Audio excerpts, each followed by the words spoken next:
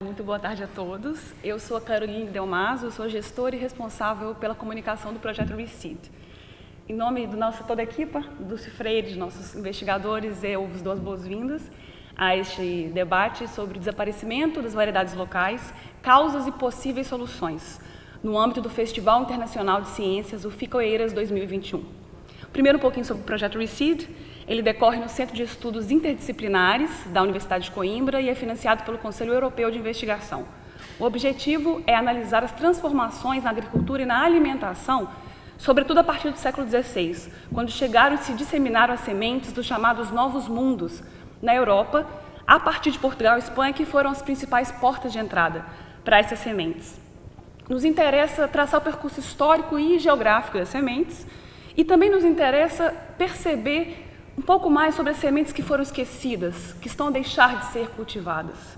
Para nós, a informação histórica é relevante e nós acreditamos que ela pode ajudar a construir futuros mais sustentáveis e com mais agrobiodiversidade. Então, é neste contexto que nós estamos aqui. A gente vai fazer esse debate em 1h30. A princípio, eu vou apresentar as convidadas e dar-lhes uma questão inicial. E, após isso, seguimos com um debate mais livre e, ao final, deixamos a palavra também ao público para que possa fazer algumas questões. Então, a gente começa com a Dulce Freire, coordenadora, investigadora principal do projeto ReSeed, professora auxiliar na Faculdade de Economia da Universidade de Coimbra, é licenciada em História pela Faculdade de Ciências Sociais e Humanas da Universidade Nova de Lisboa, onde também concluiu o mestrado e o doutoramento. Ingressou no Instituto de Ciências Sociais da Universidade de Lisboa em 2008, onde desenvolveu atividades de investigação, ensino e gestão universitária até 2019.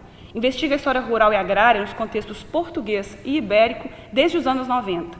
Nos últimos anos, vem coordenando vários projetos científicos numa perspectiva trans e interdisciplinar, não é, Dulce? Como é o caso do projeto ReSeed. Coordenou a edição do livro An Agrarian History of Portugal. A edição em inglês saiu em 2017 e a edição em português está a ser preparada. É um livro que conta a história da agricultura em Portugal nos últimos 1000 anos. Para começar, Dulce, a primeira pergunta para si é: por que este tema para hoje? Desaparecimento de variedades locais, causas e possíveis soluções. Muito obrigada pela questão e também pela ótima apresentação do projeto e, sobretudo, pela reunião desta mesa, que certamente vão trazer muito mais esclarecimentos do que eu sobre a importância desta questão. Eu diria... Poderia apresentar muitas razões para que este tema fosse o tema escolhido para este debate, mas vou dizer apenas dois aspectos. Um deles é, tal como estamos a perder biodiversidade selvagem, chamemos-lhe assim, também estamos a perder biodiversidade cultivada ou agrobiodiversidade. A agrobiodiversidade, essa perda é menos visível, é menos perceptível. Porquê? Porque nós vamos ao supermercado ou vamos aos mercados e vemos imensos produtos, muito mais variedade de produtos vegetais e até animais do que os nossos pais ou os nossos avós tinham. Só que se formos analisar, e também vamos às lojas de sementes ou aos mercados onde se vendem sementes e vemos imensos pacotinhos com plantas de jardim, de horta, de imensos sítios. Mas se formos analisar o que está dentro desses pacotinhos e o que está de facto na origem dos alimentos que estamos a consumir, são cada vez menos genes. Há cada vez uma menor diversidade genética. Para dar um exemplo, a maior parte das sementes que nós encontramos à venda nos pacotinhos são produzidas por 4 empresas que dominam o mercado do negócio das sementes a nível mundial. E muitas vezes os alimentos que nós consumimos, vemos imensas bananas, por exemplo, há cerca de 1500 espécies no mundo, só que no mundo inteiro, só se consome uma, que é a Cavendish. E quando há uma praga que afeta, por exemplo, a banana, como afeta outros produtos, então temos um problema de sobrevivência da própria espécie humana, dos próprios seres humanos. Também temos um problema, pensamos também, o consumo alimentar está mais diverso, conseguimos consumir mais proteínas animais, mais proteínas mais vegetais, só que, na verdade, a maior parte da carne e até dos produtos lácteos que temos à nossa disposição, os produtos lácteos vêm basicamente, ou seja, o queijo, o iogurte e o leite, vêm basicamente de uma espécie de vaca, que é a Holstein. A maior parte do porco que se consome a nível mundial vem de um breeding, de uma única espécie melhorada. todos estes animais são crescentemente alimentados por um produto, que é a soja. Então nós temos que discutir que se nós próprios humanos, a nossa ação não está a consumir, a destruir a nossa própria base, a base da nossa existência, porque as plantas estão na base da cadeia alimentar, como nós sabemos. Muito bem, Dulce, muito obrigada.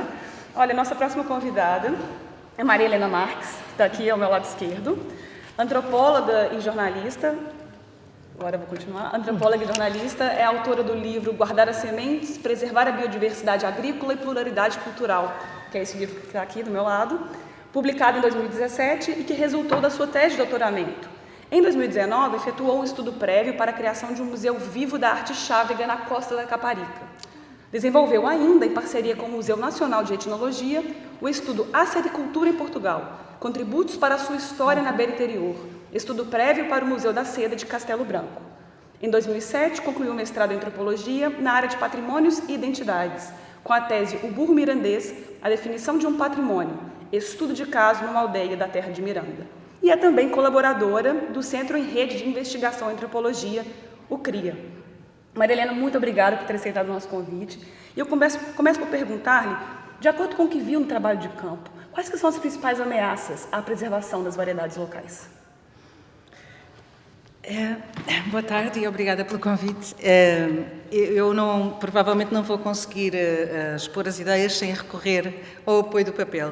Em todo o caso, eu poderia, o meu trabalho foi especificamente sobre as práticas de guarda de sementes, ou seja, até que ponto é que os agricultores mantinham ou não mantinham ainda a prática de guardar sementes para as sementeiras seguintes, nomeadamente de plantas hortícolas, que era, digamos, o foco da minha investigação de doutoramento, que eu fiz com uma bolsa da FCT. Desse trabalho destacaram-se as variedades cultivadas consideradas mais antigas ou de toda a vida, era assim que as pessoas se referiam a estas variedades. Não me cabia a mim estar a apurar se de facto eram antigas, ancestrais ou não, mas eram consideradas como tal. Portanto, eram variedades que tinham passado de geração em geração. Estas variedades de plantas da horta, neste caso, especialmente as hortícolas, são variedades que são adaptadas aos locais durante gerações, vão sendo melhoradas e adaptadas aos locais onde são cultivadas, de acordo com as necessidades das pessoas, de acordo com as suas condições naturais, ambientais e também de acordo com as suas referências culturais e identidades culturais, nomeadamente. Por isso elas estão tão ligadas à gastronomia, não é? À gastronomia local, aos manjares rituais, àquelas coisas que se comem especificamente em certas alturas do ano. Pronto, estas são as variedades locais. Variedades locais, variedades tradicionais, variedades autóctones, land races, há tanta maneira de dizer isto e às vezes há nuances nisto tudo, mas para mim, como antropólogo, o que importava era o que as pessoas me diziam, que eram antigas. Ok, então vamos partir desse princípio. Não me caberia a mim fazer uma análise sobre a antiguidade ou não efetiva dessas variedades. Estas variedades locais são geralmente consideradas menos produtivas, mas genericamente são consideradas muito mais saborosas do que as outras, são menos bonitas, portanto, são menos apelativas do ponto de vista do mercado, ou do ponto de vista dos padrões do mercado, melhor dizendo, mas são reconhecidas também como mais resistentes a doenças e a pragas, menos exigentes em rega e em produtos químicos de síntese, por exemplo, como os fertilizantes ou os pesticidas sintéticos. A guarda destas variedades, tal como a guarda de sementes em geral, é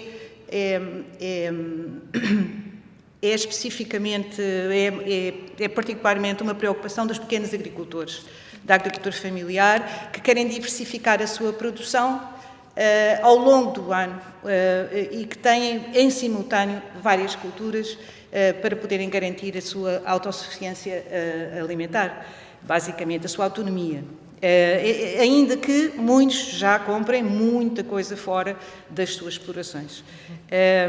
Portanto, estas variedades antigas são valorizadas neste contexto familiar, comunitário, mas estão ausentes do mercado. E estando ausentes do mercado, o que acontece muitas vezes é que os agricultores têm uma mesma espécie, enfim, têm, por exemplo, a alface ou o tomate, ou têm uma variedade que é a mais antiga, que cultivam para seu autoconsumo, para autoconsumo do núcleo doméstico ou da família mais extensa, digamos assim, ou da comunidade, e depois têm a outra variedade chamada de alto rendimento, adquirida nos viveiristas, ou enfim, nas casas de sementes, para produção, para venda. Por exemplo, para restaurantes, ou para, enfim, para comércio, etc. Eu peço desculpa por este preâmbulo, mas eu senti necessidade de o fazer. Agora, em relação às ameaças, e depois já vamos às maneiras de... Há uma coisa que eu também observei no meu trabalho, foi que há mais variedades. Enfim, eu distribuí a minha observação foi feita sobretudo no Algarve e em Trás-os-Montes, na terra de Miranda, e, portanto, os meus universos são bastante contrastantes. No Algarve foi na Beira Serra, e em Trás-os-Montes, em terra de Miranda, foi em 2 aldeias de Miranda do Douro. Portanto, é grande o contraste em termos de número de variedades num sítio e no outro. E isso também tem que ver com o tipo de povoamento, com o tipo de sociedade, não é? Estamos a falar de um meio, do meio das aldeias, em que as pessoas trocam, em que há uma grande intensidade de intercâmbios a todos os níveis e, portanto, há uma grande ligação entre as pessoas, e de uma zona onde há uma maior fragmentação e dispersão, até populacional, também em termos de atividades, portanto, no Algarve há mais pluriatividade, portanto, há menos concentração na atividade agrícola. Pronto, assim, em termos muito gerais, é isto. Para mim, as principais ameaças são, por isso, desde logo a fragmentação social, que inviabiliza objetivamente a troca e a partilha de sementes, a circulação das sementes de variedades tradicionais. Elas vivem porque circulam. Elas foram melhoradas porque circulam e porque foram cultivadas por muita gente. Portanto, a partir do momento em que se estagna, a partir do momento em que se deixa de guardar de sementes, ao fim de um tempo, portanto, ela desaparece. Obviamente, se não é cultivada, desaparece. E se não há circulação, pois também desaparece, porque é suposto ela viver desse intercâmbio. A redução dos núcleos domésticos e com quebra nas transmissões de saberes entre gerações também.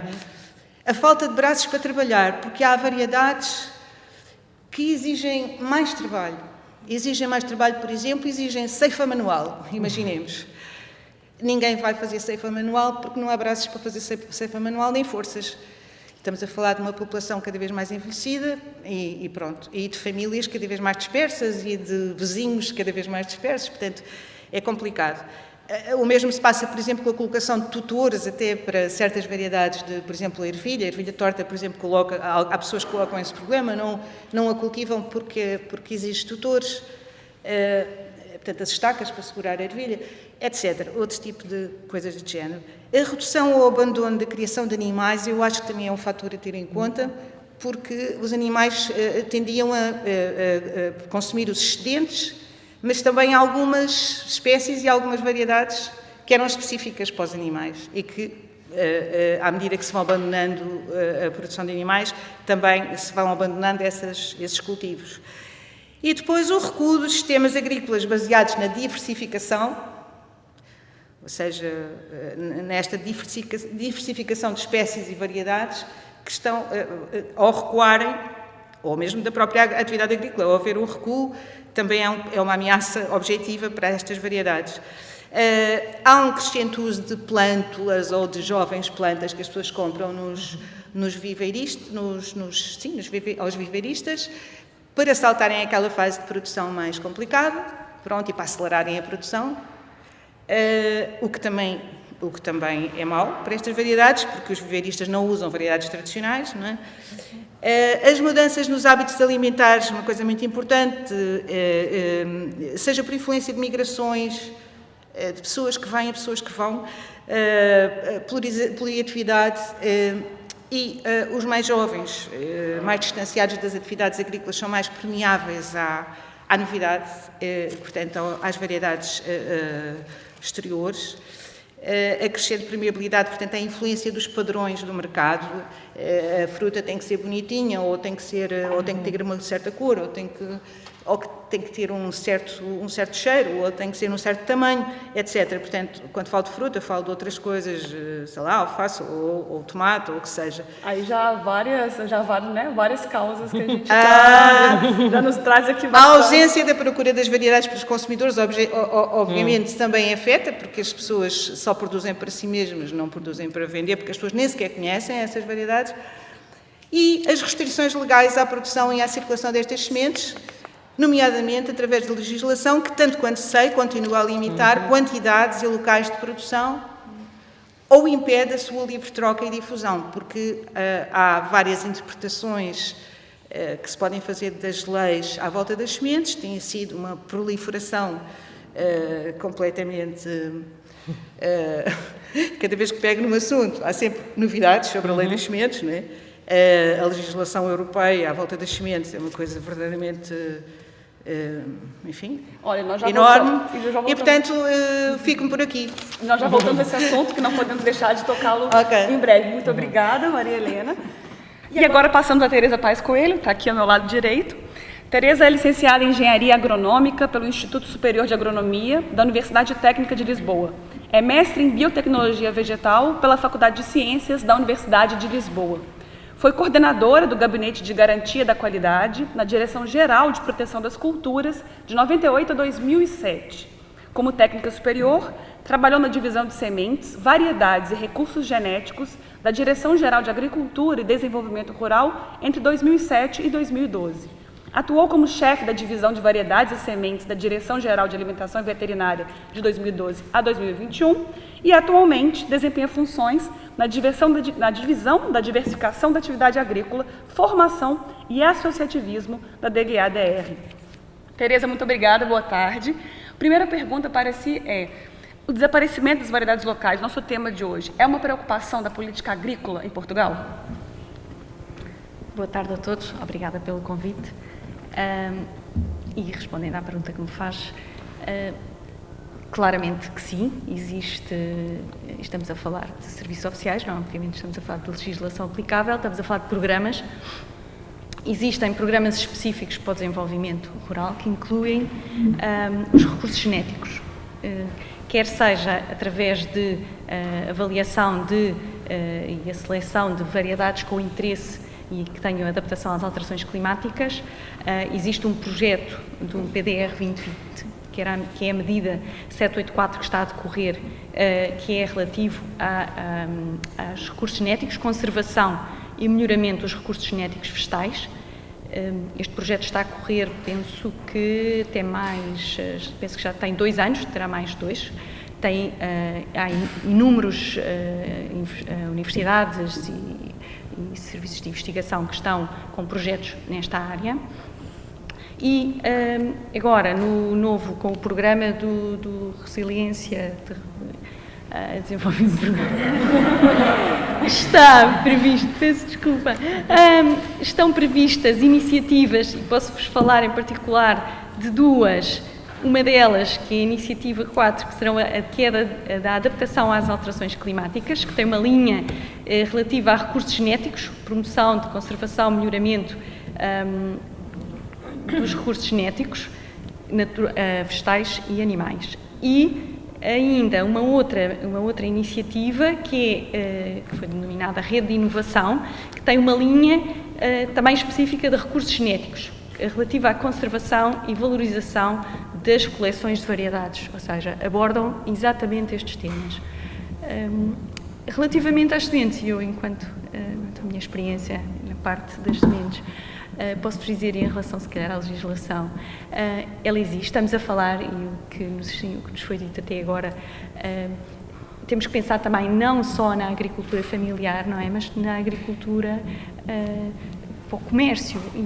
E para tudo isso existem existe legislação para as variedades de conservação, para as variedades tradicionais, e as regras estão definidas, adaptadas às realidades, mas que implicam ou requerem que haja uma organização, muitas vezes uma promoção dos produtos por parte de organizações ou de outros organismos, e que muitas dessas ações terão que partir também dos agricultores ou das associações de agricultores. Muito bem, muito obrigada, Tereza. Vamos voltar a esse tema, como já havia dito anteriormente. Vamos agora expandir um pouco este tema para o nível europeu. E neste momento eu apresento então a Joana Magus Brain. Joana tem licenciatura em Biologia Vegetal Aplicada da Universidade de Lisboa e é mestre e doutorada pela Universidade de Birmingham, no Reino Unido, onde atualmente é investigadora. Também atua na União Internacional para a Conservação da Natureza. Nos últimos 18 anos, tem trabalhado com aspectos como a conservação in situ e ex situ e o desenvolvimento de planos de ação e estratégias nacionais e regionais para a conservação de espécies ameaçadas, parentes silvestres de espécies cultivadas, os Crop Wild Relatives, e de variedades tradicionais. Colaborou com o Instituto Nacional de Investigação Agrária e Veterinária, o INIAV, no projeto Farmers Pride, que é financiado pelo Programa Horizonte 2020 da União Europeia, e trabalhou como consultora para Biodiversity International, FAO, entre outras consultorias e outras colaborações. Joana, obrigada por estar aqui conosco. Queria que falasse um pouquinho sobre o Farmers Pride. Imagino que esse projeto já espelha um pouco a preocupação da União Europeia com esse tema. E queria que falasse também por que a conservação in situ é tão importante. Okay. Muito obrigada pela introdução, muito obrigada pelo convite. Também trouxe as minhas notas. E também vou fazer um pequeno preâmbulo antes de responder às perguntas. Portanto, as variedades tradicionais, como a nossa colega já falou, são variedades geralmente heterogéneas, genética e fenotipicamente, ou seja, a nível DNA e das características físicas que manifestam, são geralmente adaptadas aos locais onde são cultivadas e associadas a sistemas tradicionais agrícolas. No entanto, sabemos que as variedades tradicionais, de facto, estão ameaçadas e a nossa colega Maria Helena já nos deu um rol de causas, mas eu aqui vou falar sobretudo da substituição por cultivares modernos, que, apesar de poderem produzir mais e, portanto, serem mais apetitosos para os agricultores, são mais homogéneos geneticamente, o que significa que os nossos sistemas agrícolas serão mais vulneráveis a qualquer stress, seja abiótico, ambiental, não é? Ou biótico, a doenças e pragas. Há duas grandes formas de conservar as variedades tradicionais. Uma é a conservação ex situ e outra a conservação in situ, que são complementares e devem ser complementares, não devem correr em paralelo. A conservação ex situ refere-se à conservação das variedades fora do local onde são cultivadas, portanto, sob a forma de sementes, sob a forma de coleções de campo, e normalmente em bancos de germoplasma, e em Portugal temos um bom exemplo, que é o Banco Português de Germoplasma Vegetal, do INIAV, sediado em Braga, que tem um papel fulcral na conservação das variedades tradicionais, entre outras espécies. A conservação in situ tem sido tradicionalmente a estratégia mais usada para conservar estes recursos e, de facto, o que nós vemos é que há muitas variedades que teriam desaparecido de circulação se não fossem os bancos de germoplasma e, por outro lado, algumas foram recuperadas por existirem precisamente conservadas nos bancos de germoplasma. O que acontece é que muitas vezes, como a Maria Helena já referiu, as sementes são guardadas de um ano para o outro por parte do agricultor e depois são cultivadas e muitas vezes transferidas de geração para geração, e é assim que essas variedades se vão mantendo em circulação. Portanto, é o uso contínuo destas variedades que, de facto, constitui o ponto fulcral da conservação in situ. E é esta tríade, que é a variedade, o agricultor que a cultiva e o local onde é cultivado, que é o foco da conservação in situ e a nossa unidade de conservação. Continuando com a conservação in situ das variedades, é de extrema relevância, sobretudo porque permite a sua evolução e adaptação às condições ambientais. E, por outro lado, também se adapta à seleção que o próprio agricultor vai fazendo das variedades. Portanto, o que ele faz ao guardar as sementes, muito provavelmente ele vai escolher sementes de plantas que têm as características que ele mais deseja, ou de plantas mais saborosas, ou com mais vigor, ou com sementes maiores, entre outras características. E, por outro lado, a conservação in situ também permite que essas espécies, ou que estas variedades, continuem a crescer no contexto antropológico, ou seja, associadas aos sistemas agrícolas e a todo o conhecimento que existe à volta da conservação ou da produção destas variedades. Portanto, voltando, queria também só frisar aquilo que a Maria Helena também disse. De facto, muitas destas variedades não produzem da mesma forma como as variedades ou como os cultivares modernos, e por isso acho que seria importante também rever a necessidade de dar alguns incentivos aos agricultores para que as mantenham. E isso já está a ser considerado a nível europeu em alguns países. Portanto, reconhecendo a importância das variedades tradicionais na alimentação de muitas famílias, reconhecendo que estão de facto a desaparecer e reconhecendo também que a conservação in situ é fulcral em complemento com a ex situ para que estas variedades se mantenham e se prolonguem para as futuras gerações, para as gerações futuras, a União Europeia abriu uma linha de financiamento no âmbito do programa Horizonte 2020, para criar parcerias, ou novas parcerias e ferramentas para a conservação e utilização destes recursos. E é assim que surge o projeto Farmers Pride. Portanto, o projeto Farmers Pride teve início em 2017 e terminou muito recentemente, em 2021, há um mês atrás, um mês ou dois. Foi liderado pela Universidade de Birmingham, no Reino Unido, e teve a participação de 14 países europeus, 5 instituições internacionais e 19 embaixadores de projeto, que foram pertencentes a 17 países europeus, que foram pessoas que, não sendo membros do projeto ou não sendo parceiros, tiveram um papel fundamental na divulgação do projeto e mesmo no desenvolvimento de algumas ferramentas e atividades do projeto. Em Portugal, o parceiro foi o INEAV. O objetivo principal deste projeto foi o estabelecimento, então, de uma rede europeia de pessoas, instituições e investigadores que têm interesse na conservação e utilização dos recursos fitogenéticos e também de uma rede de locais onde pudéssemos conservar ativamente os recursos fitogenéticos de interesse nacional e de interesse europeu. Só uma nota, o projeto focou-se nas variedades tradicionais, mas também nas espécies silvestres parentes das cultivadas, as chamadas crop wild relatives, que têm uma importância, são espécies silvestres, mas que têm uma importância acrescida de poderem constituir uma fonte de genes e de características para o melhoramento de variedades ou desenvolvimento de novas variedades. Para finalizar, os grandes 4 componentes deste projeto prenderam essencialmente com o estabelecimento de uma rede europeia para ativamente conservarmos estes recursos, promover as melhores práticas de conservação e gestão in situ, melhorar a utilização dos recursos fitogenéticos e, finalmente, influenciar o ambiente político da conservação e utilização dos recursos. E, claro, em cada um destes componentes desenvolveram-se uma série de ferramentas e de atividades cujo objetivo era precisamente cumprir com os objetivos do projeto. É isso. Muito obrigada, Joana. E agora eu apresento a Cecília Fonseca, que está aqui do meu lado esquerdo, representante do Centro de Intervenção para o Desenvolvimento Amílcar Cabral, o SIDAC. A Cecília faz parte do SIDAC desde 2017. E o SIDAC é uma associação criada em 1974, focada na solidariedade entre os povos e no trabalho colaborativo entre pessoas e coletivos, promovendo ações que potenciem a construção de alternativas para outros modos de vida, solidários e sustentáveis.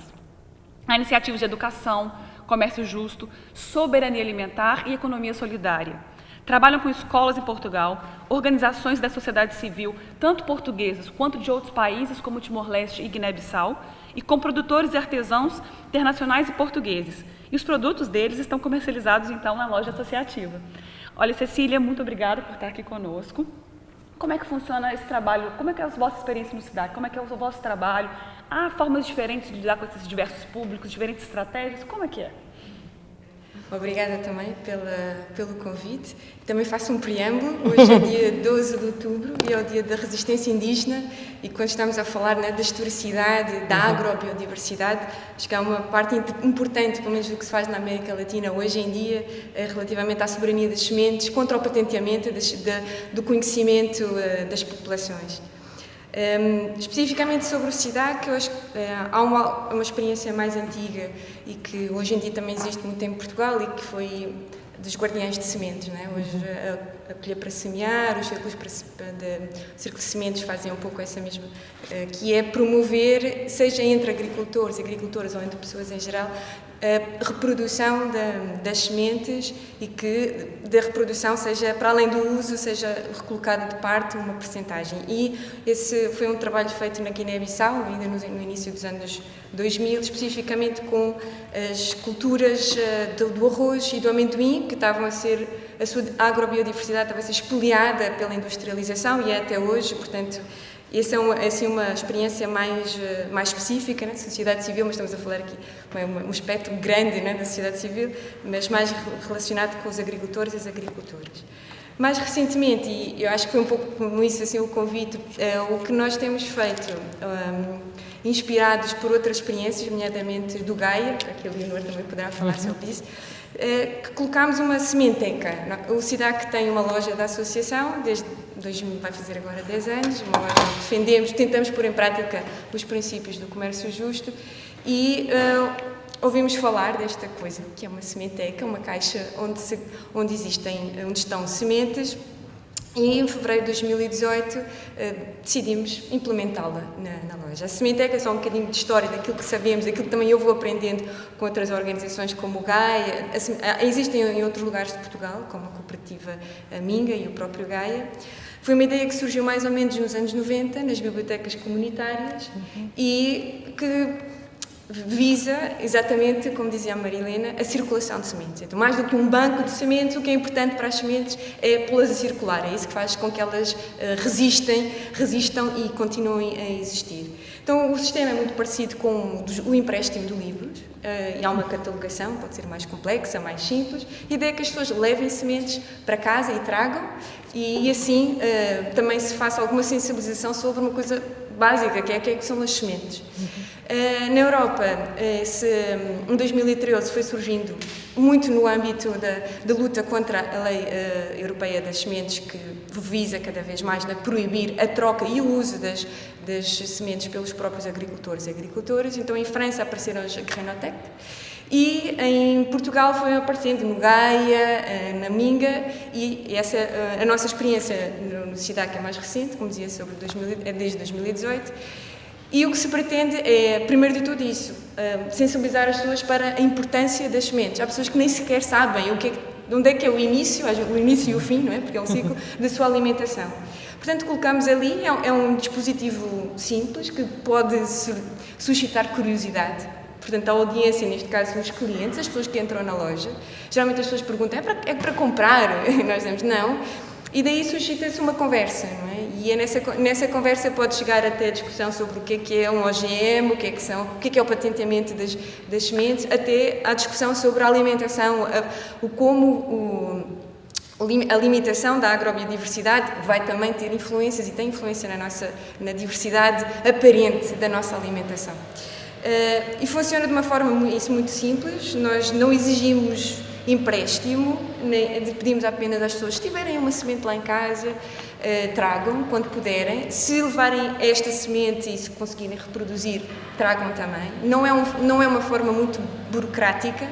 Tem as suas desvantagens. Nós não temos plena certeza que aquelas sementes são locais, autóctones, tradicionais. Tentamos dissuadir as pessoas para não trazer o restinho do pacotinho que está lá em casa, isso não queremos. Mas na conversa às vezes surgem, então, mas é de onde? Vem de onde? É do avô? É da avó? E dizemos, então traga essa.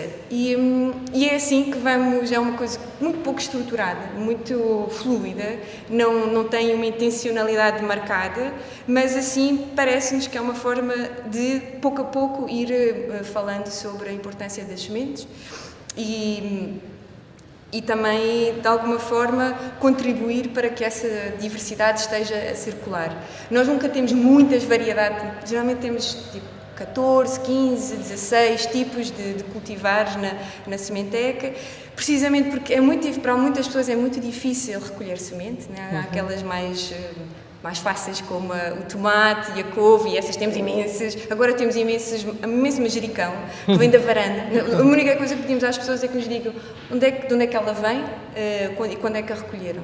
E o nome genérico. Portanto, também não temos muita informação mais científica, etc., porque não é isso que queremos, não é? Não queremos dificultar. Não é? Então agora há uma senhora que traz um manjericão da sua varanda, que é uma coisa fantástica.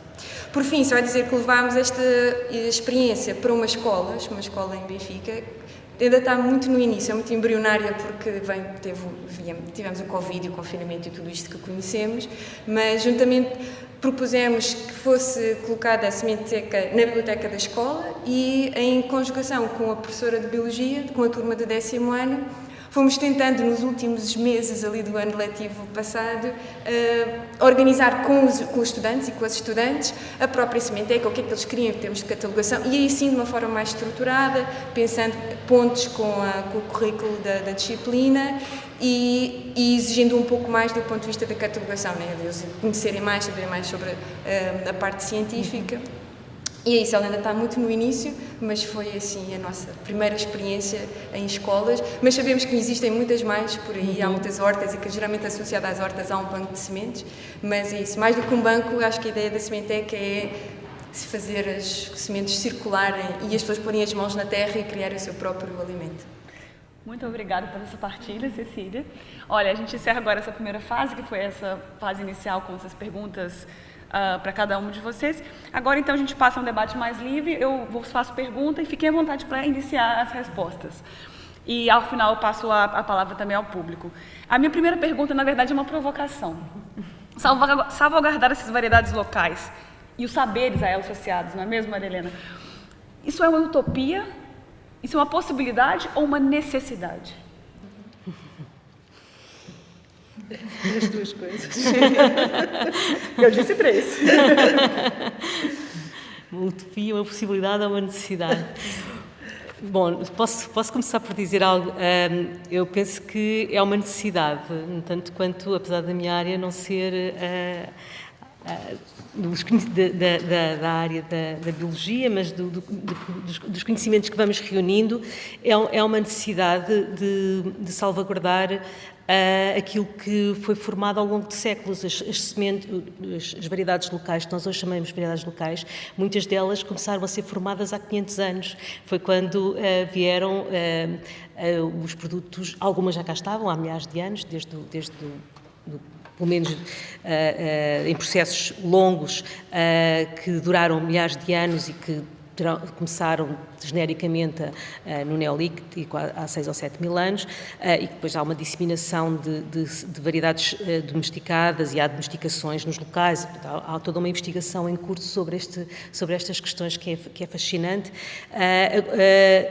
Mas, na verdade, aquilo que nós hoje consideramos que é a nossa alimentação tradicional inclui, estou a falar de nós, Europa Ocidental, Península Ibérica, é algo que se começou a formar a partir de finais a partir do século XV, XVI, quando começaram a chegar à Europa, e concretamente, muito especificamente, provavelmente, primeiramente, apesar da historiografia não ter esclarecido muito bem ainda, à Península Ibérica. Aliás, essa é uma parte do nosso trabalho, ReSeed, é perceber até que ponto uma série de produtos que, entretanto, se disseminaram pela Europa tiveram aqui o seu primeiro laboratório de adaptação, aqui, estou a dizer Península Ibérica, adaptação a outro clima, porque havia outras condições agroecológicas e outras organizações sociais, etc. Ou seja, aqueles alimentos que nós hoje consideramos que são a nossa base alimentar tradicional, que classificamos como dieta mediterrânica ou como dieta atlântica, são, na verdade, algo e que entretanto, se tornaram variedades tradicionais. Estou a pensar, por exemplo, no tomate coração de boi, que há concursos e festivais, no feijão terrestre, que foi registado há uns anos, que são produtos que vieram a partir de finais do século XV para a Europa. E, portanto, todo este conhecimento que foi sendo construído, muito antes de haver sequer laboratórios públicos ou laboratórios académicos que trabalhavam sobre estes produtos, que os melhoravam, que os que os cruzavam, foi feito com os agricultores nas suas quintas, nas suas hortas, nas zonas altas, nas zonas baixas, nas zonas mais regadas, menos regadas. A Península Ibérica tem um fantástico ecossistema, porque tem muita diversidade de climas e de vertentes e de altitudes, e permitiu que estes produtos aqui se consolidassem. E, na verdade, nós não sabemos se estes produtos vieram acrescentar a diversidade genética, provavelmente também contribuíram para o desaparecimento. Essa é uma das questões que estamos a estudar na nossa investigação. Agora, o que nós sabemos é que, a partir da Segunda Guerra Mundial, há um aceleramento de toda esta perda de agrobiodiversidade. E uma das razões é essa que já foi aqui falada, que é a mudança da organização social. Felizmente, Portugal e Espanha e Portugal teve uma organização social que nós chamamos tradicional até aos anos 60, 70, portanto, grandes mudanças sociais ocorreram associadas à industrialização e urbanização. Foi o último país da Europa onde esta mudança estrutural da estrutura da economia e da sociedade ocorreu e, portanto, tem uma diversidade genética de produtos cultivados fabulosa, para além de outros, fabulosa. E eu acho que há alguns investigadores e alguns investidores também que dizem que as sementes são o petróleo do século XXI. Eu acho que nós devemos pensar seriamente o que é que temos aqui. Se calhar é nesta biodiversidade e nesta agrobiodiversidade que está a nossa sustentabilidade económica, ecológica e todo o enfrentar de problemas que nós conhecemos no mundo e na sociedade contemporânea. Claro. Pois eu ia pegar um bocado sobre naquilo que disse Dulce acerca da grande diversidade que nós temos. Eu tive uma aluna de doutoramento que trabalhou aqui em Portugal e que colaborou com o INIAV e que, no fundo, fez um inventário das variedades tradicionais que existem atualmente, registros em Portugal. E ela chegou a uma base de dados que tem cerca de 14.813 registros de mais ou menos 7.500 variedades diferentes. Portanto, eu sou bastante otimista, não acho que seja uma utopia conservar isto tudo, até porque acho que a base de dados, obviamente, não está atualizada, porque há muita outra informação dispersa que não foi apanhada neste estudo. Portanto, eu acho que não é utópico, acho que é uma necessidade e uma possibilidade. Nós temos as infraestruturas necessárias, se calhar precisamos de mais apoio a nível político para conseguir chegar a níveis de conservação mais satisfatórios. Não digo que consigamos conservar tudo, absolutamente tudo o que existe, até porque, como dissemos, as variedades vão sofrendo algumas alterações. E depois há outra questão que é a mesma variedade pode ter nomes diferentes ou variedades diferentes geneticamente têm o mesmo nome. Portanto, é de facto complicado, mas considero que não é utópica a sua conservação e que de facto precisamos e temos a possibilidade para conservar pelo menos a nossa diversidade. Posso? Só complementar.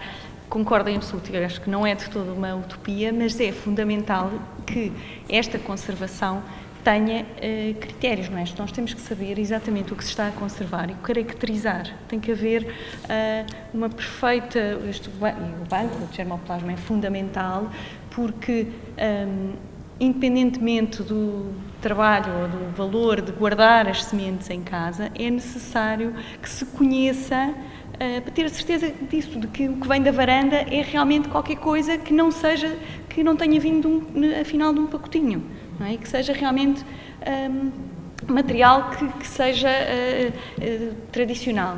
Relativamente só a que tinha um acréscimo em relação às leis das sementes, existe e é a preocupação dos países da União Europeia e da Comissão esta conservação e na parte os recursos genéticos e a parte das sementes têm regulamentos próprios. Há um regulamento para os modos, para tudo o que seja a comercialização de populações, material heterogéneo, tudo isso está atualmente previsto. existe. Estar está. Estar está, mas a questão é exatamente a forma como está, que limita muito o acesso a esse... o acesso dos agricultores a esse tipo de processos de certificação, etc. Penso que se caminhará também no sentido de clarificar o regulamento então, das populações. Tem vindo a ser melhorado. Pronto, temos que pensar, eu acho que as coisas têm que ser vistas nesse prisma, de que poderemos sempre melhorar, mas eu acho que é uma coisa que é clara, que é, temos que ter regras, temos que as conhecer, não é? para clarificação de todos. E já agora, então, entro com uma pergunta, talvez um pouco mais polêmica, mas que é importante esclarecer, que é... E vou tirar a máscara. Que é o seguinte, na vossa opinião, se há um conflito entre a atual legislação, tanto comunitária quanto portuguesa, com os processos de se guardar e se trocar sementes. Na vossa opinião, há conflito ou não há um conflito? Assim, eu não li a última versão da lei, porque a lei tem vindo a sofrer, portanto, há uma lei europeia das sementes que tem vindo a sofrer alterações constantes, não é? Sei que houve recentemente uma carta que foi enviada, suponho para a Comissão Europeia, já não sei bem, mas penso que sim, exatamente sobre uma possível, portanto, umas alterações que iriam ser feitas à lei das sementes, que poderia ser uma oportunidade para melhorar algumas coisas. Uma delas tinha que ver com a questão dos direitos do obtentor, ou seja, para se certificar uma semente, o processo é muito moroso e é um processo muito complicado, não é qualquer agricultor que o pode fazer. Eu sei que para as variedades tradicionais esse processo foi simplificado, mas ainda assim colocam-se questões que se prendem. Primeiro, com a questão do direito de quem, ou seja, que direitos é que a pessoa que certifica a sua semente passa a ter sobre aquela semente, que é uma semente de todos. Que é a questão da privatização da semente, que é, eu vou registrar uma semente em meu nome, porque vou cultivá-la no meu campo, não é? Vou criar aquela semente e vou comercializá-la, mas aquela semente é de uma aldeia, ou é de uma comunidade, ou é de uma região. Com que direito é que eu faço isso? Isso é uma das questões mais complexas, na minha opinião, em relação às questões relativas às sementes tradicionais, às variedades tradicionais. E a outra tem que ver com a circunscrição que estava prevista na lei, que eu suponho que ainda está, em termos de localização geográfica da produção da semente autóctone, ou seja, a semente tradicional X só pode ser cultivada na região X e não pode ser cultivada na região ao lado. E mais, só podem ser cultivados não sei quantos hectares, porque aquilo é de um pormenor verdadeiramente... e é diminuta. Há casos em que é verdadeiramente diminuta a área que se pode cultivar daquela semente. Portanto, há uma série de coisas que é a circunscrição geográfica. Outra questão é a questão de confundir comercialização de sementes com cessão, com a troca de sementes, não é? Que é aplicar as mesmas regras, portanto, as mesmas regras ao intercâmbio. Isso era uma questão que eu não sei se já está resolvida, que se aplicavam ao comércio. Uma coisa é uma relação comercial, outra coisa é uma relação não comercial. Portanto, há uma data de coisas, uma data de questões que se colocam que eu penso que não estão ainda esclarecidas, penso eu, não sei. Eu acho que primeiro de tudo, é um mundo complexo e inacessível. Não é? Eu ultimamente não tenho seguido a lei, nem a lei europeia das sementes e depois já especificamente na agricultura biológica, que também foi agora rediscutida, essa parte toda do registro, mas a lei das sementes, ou tudo o que tem a ver com sementes, alia dois mundos complexos, da genética e o do direito.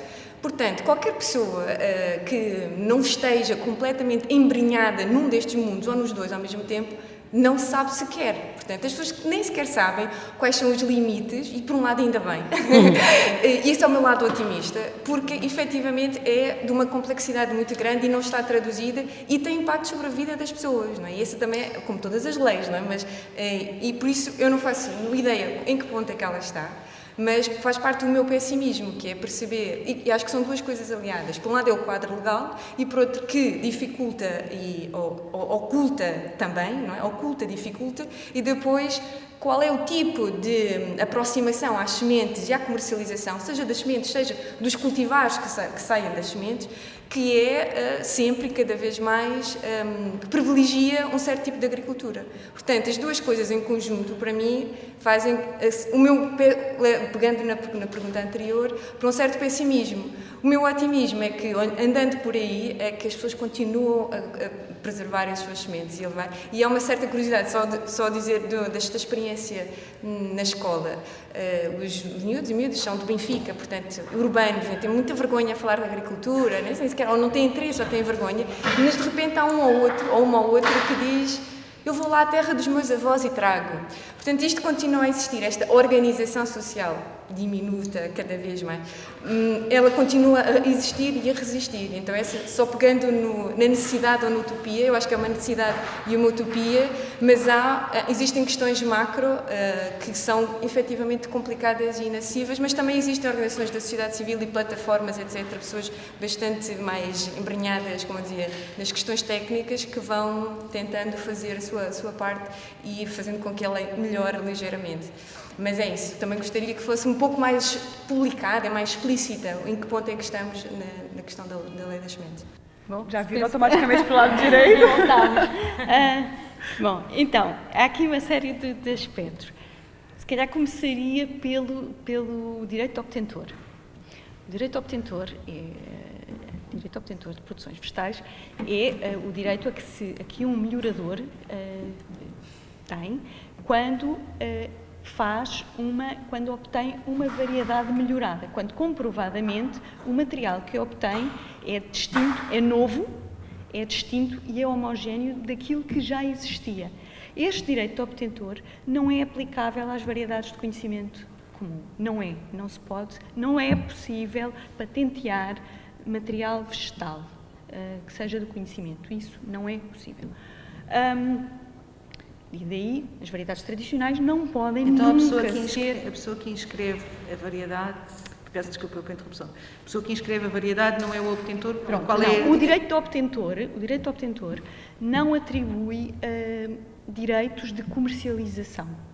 Tem direitos sobre depois de ter sido então autorizada a comercialização, que é a inscrição da variedade num catálogo, aí sim tem depois direitos aos royalties sempre que essa variedade é multiplicada. Nessas não tem direito, ou seja, o direito do obtentor não é um direito de comercialização direto. Portanto, implica sempre, qualquer variedade para ser comercializada tem que estar inscrita no catálogo. E é por um tempo limitado? Sim, é por um tempo. Tem um tempo, depois, passado aqueles 15 ou 20 anos, termina. A doutora Dulce deu aqui o exemplo do feijão terrestre. O feijão terrestre é um feijão que está inscrito no Catálogo Nacional de Variedades. Foi um caso de sucesso, é uma variedade de conservação, foi um processo extremamente simples. A inscrição na variedade, se não estou em erro, é da Câmara Municipal, não é um agricultor, é uma Câmara. No caso da legislação das variedades de conservação, o que diz a legislação é que, se for comprovado, até por documentos históricos, que a variedade tinha histórico naquela região, ela nem sequer é um processo meramente administrativo, nem sequer dá lugar aos ditos ensaios de campo, de homogeneidade. A legislação prevê que nestas situações, obviamente, que há heterogeneidade, porque é uma variedade de conservação. E que direitos é que tem a pessoa Câmara, ou a entidade? Neste caso é uma entidade, entidade. Mas e se fosse uma pessoa? Se fosse a pessoa... Ou uma empresa? Se fosse a pessoa, tinha que provar porque é que a variedade, porque é que é dela. Não é? Quando a inscreve, tem que dizer, então, eu vou dizer que isto é o feijão terrestre porque é o que está debaixo que eu tenho aqui no meu quintal. Não podem escrever assim, não é? Tem que haver uma razão, uma base. Não é? O ser só de uma região, repare, se calhar a região onde está o feijão terrestre, há ali um interesse que faz todo o sentido que aquele feijão esteja associado àquela região, porque tem associado a parte gastronómica, tem uma especificidade que se calhar não há de interesse de todo em que ele seja multiplicado no resto do país, que apareça aí, que seja o mercado inundado com com embalagens de feijão terrestre, que é uma coisa particular. O mesmo se passou com o melão... Manuel António. Sim, Manuel António. Foi a mesma situação. É também da Câmara, é da autarquia, e é também quando a entidade decide inscrever uma variedade, porque há depois a figura da variedade de conservação, há uma variedade tradicional, as variedades tradicionais não têm quaisquer limitações relativamente à área e às quantidades que podem ser produzidas de semente. Portanto, são situações diferentes. Muitas vezes quem faz a inscrição opta, se possível, se aplicável, pela situação da variedade de conservação, por uma questão de local, de ser mesmo isto, de ser um produto, um nicho de mercado. Então, isto relativamente às direito obtentor e às variedades de conservação. Doação de sementes. Portanto, o que diz a legislação, a legislação nacional transpõe diretivas comunitárias, não existem as duas coisas, não é? Existem as diretivas comunitárias que são depois adotadas pelos Estados-membros. A doação de sementes, o que diz a legislação é que tudo o que sejam trocas entra no âmbito da comercialização, a legislação é clara. Tudo o que seja o Farm Safe Seed, tudo o que seja semente do agricultor, ele pode mantê-la, multiplica, conserva, não tem qualquer processo está completamente fora do processo de certificação.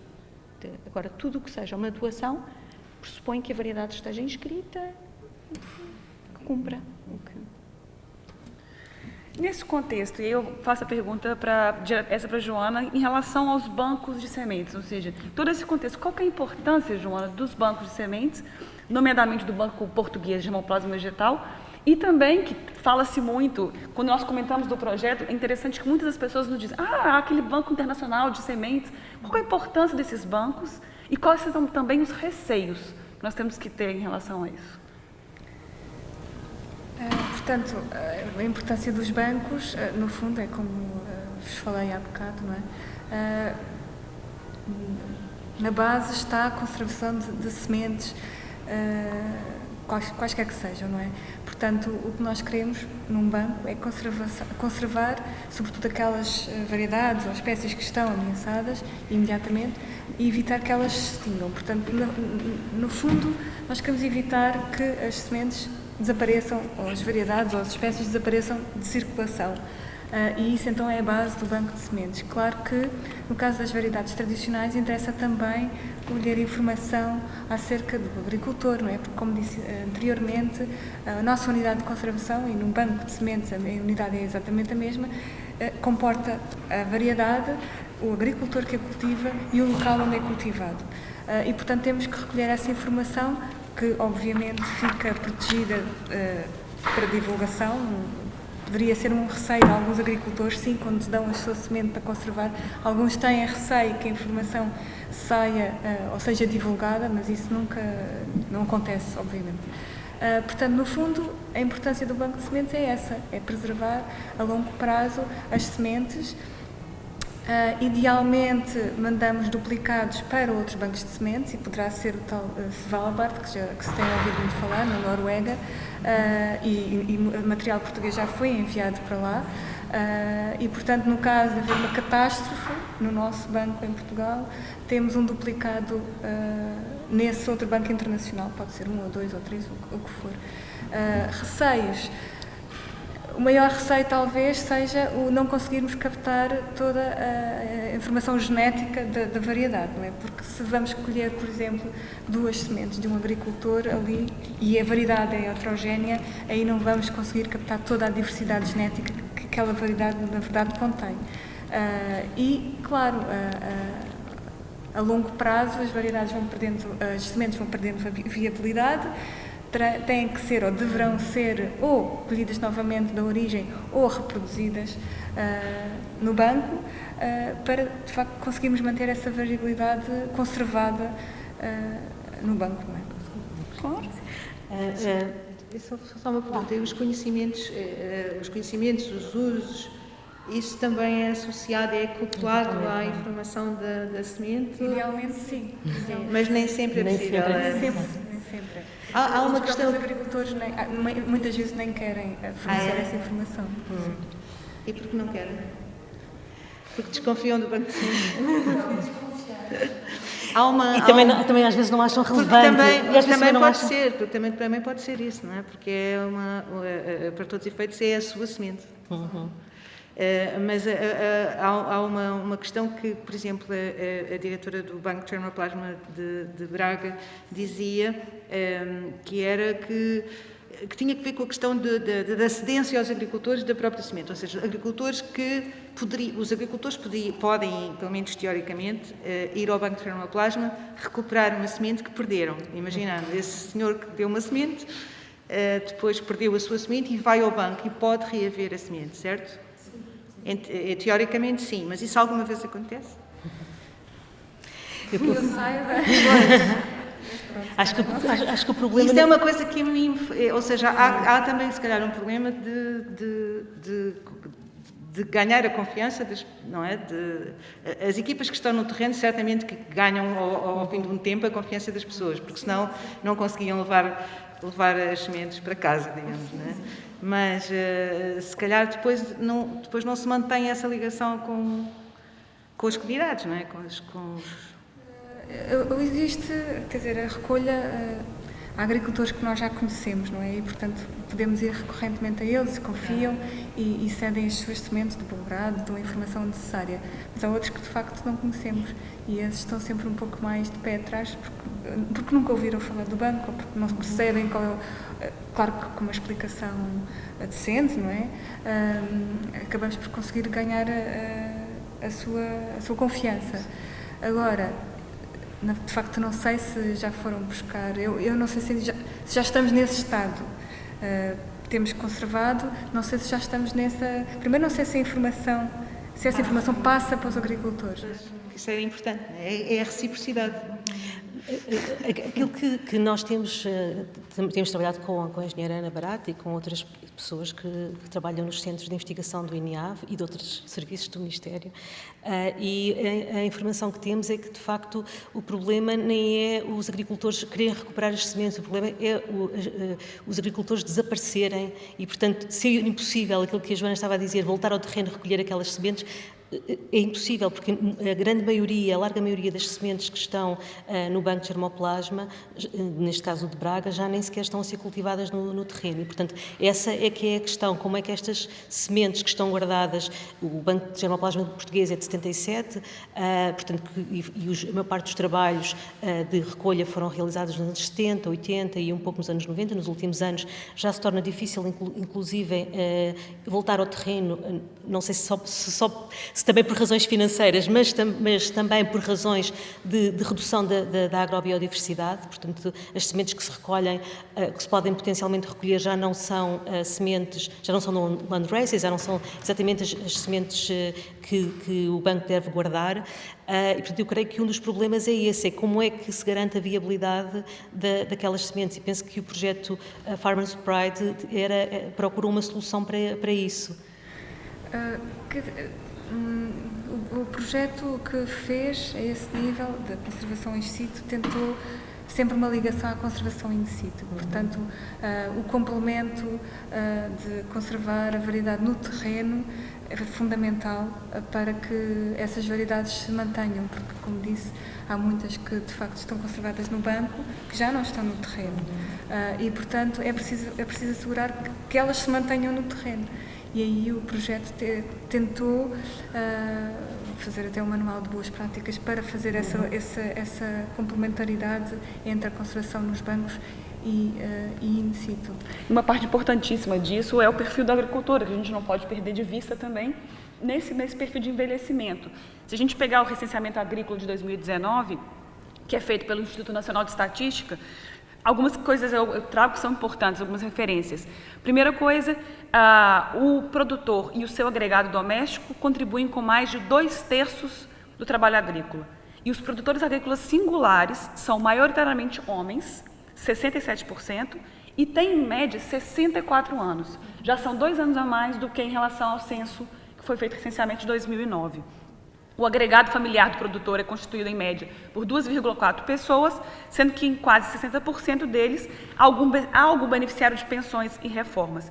E aí eu vos pergunto, qual a importância desse perfil quando a gente pensa em soluções para se manter as variedades locais?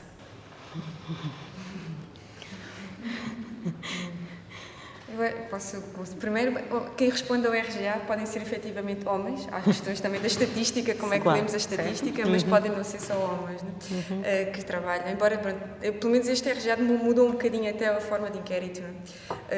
Acho que como a solução é um conjunto de iniciativas que, primeiro de tudo, como dizia, que falem sobre sementes, né?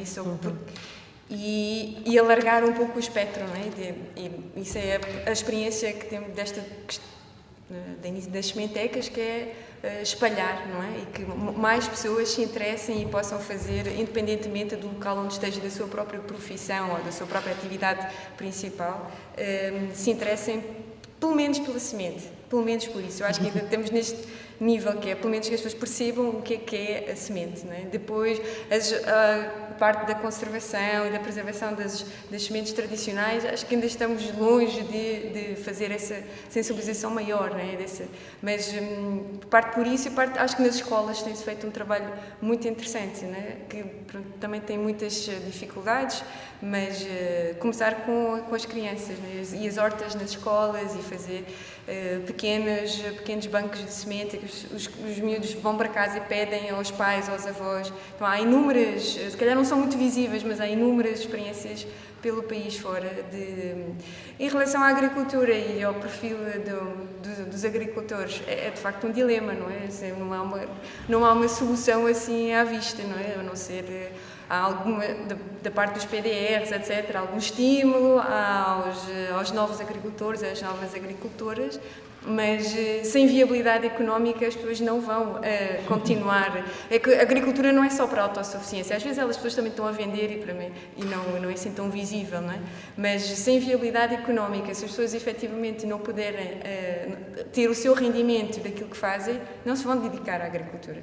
Portanto, há que repensar para além das sementes, não é só a questão das sementes, não é? Há que repensar qual é a nossa ligação com a agricultura e com a alimentação, o quanto é que nós estamos dispostos e dispostas a pagar pela alimentação que temos e quais são os mecanismos, como dizia há pouco, que a nível macro estão na nossa sociedade para estimular isso, não é? Porque se um agricultor ou uma agricultora vai a um supermercado para vender as suas alfaces por 1 cêntimo, não há ninguém que queira, quer dizer, a agricultura já é suficientemente difícil, todas as atividades são difíceis, mas a agricultura é absolutamente complicada, né? Também há uma sociedade bastante cada vez mais afastada da agrura, né? da agricultura. Como é que se pode estimular as pessoas a fazer agricultura se ao fim do dia não recebem nem sequer um salário mínimo? 12 cêntimos por 1 quilo de batata. Foi o que eu escutei de uma agricultora do Norte recentemente. Ou 17 cêntimos por 1 quilo de marmelos, me dizia ela. Sim, no site do Ministério da Agricultura há a parte que é dos mercados, não? Dos mercados de revenda. E é muito interessante ver diariamente os preços, porque de facto é espantoso, não é? Uma pessoa olha para aqueles preços e diz como é que é possível. Como no mercado de revenda tínhamos preços miseráveis, não é? Então acho que as duas coisas, nada é sozinho e então a questão das sementes não pode ser vista apenas nessa perspectiva, não é? Porque senão é isso. Eu acho que sem viabilidade económica para a agricultura, as sementes possam ser uma coisa de museu, não é? E às tantas vamos apenas comer aquilo que é possível fazer com nove crops, que é o que nós habitualmente agora temos. Mais de 50% das nossas calorias baseadas em trigo, arroz, milho, açúcar de beterraba e de cana, óleo de palma, soja e batata. Portanto, e há cerca de 6 mil espécies que podem estar na nossa alimentação. Eu estava a ouvir a Cecília e estava a pensar, este é o nosso o projeto Reseed, em grande parte, uma das suas vertentes também é essa, é trazer mais informação sobre as sementes, nomeadamente a informação histórica, muito ligada a práticas locais, em muitos casos, para que as pessoas tenham também mais informação e também mais identificação com desde receitas até produtos que às vezes já vêm identificados desde o século XVII. Nós temos informações, por exemplo, sobre a maçã camoesa, que vem desde o século XVI, XVII, temos sobre outro tipo de produtos, e perceber que há aqui, de facto, uma herança que atravessa gerações, ainda que geneticamente se vá modificando, porque não é, os produtos, as sementes são vivas.